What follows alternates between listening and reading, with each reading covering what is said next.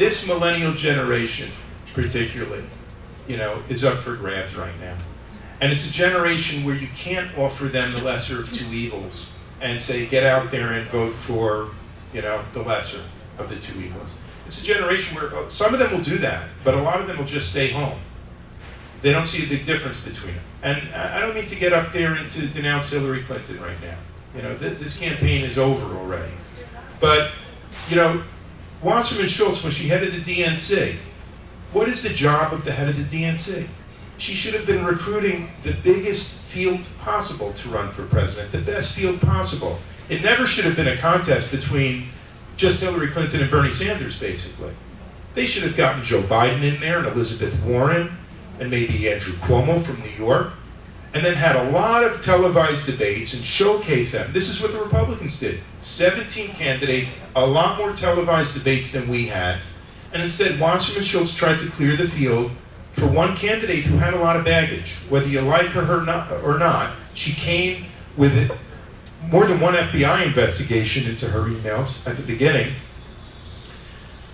So I think this is the road back, is that we have to embrace democracy if this party's going to really be successful in the future. And that means democracy within our party.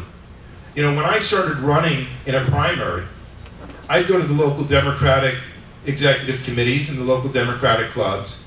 And a lot of these folks, now this was in Broward County in Miami-Dade, and they're used to dealing with Wasserman Schultz, and she was the head of the DNC. These folks didn't even want me to get up on the stage to speak quite often. And trying to get one single debate was very tough. We've got to embrace the idea of vigorous debate and discussion on the issues. That's the only way back for this party. I do agree with the premise of your question. Money, it can buy elections sometimes. But I think in this day and age, grassroots organizing, using social media. So I raised $3.8 million. I didn't spend it on a lot of inside the Beltway consultants. Bernie Sanders had one field office in all of South Florida in his presidential campaign. I had 4 field offices in my one congressional district. I had, I think, around 70 folks working full-time for me and a couple of hundred volunteers. We were knocking on 10,000 doors a week in the heat of August down the stretch. And that's what's needed. We need to reinvigorate our democracy. We were making democracy a verb. It was in action. That's what we've got to do as a party. You think Bank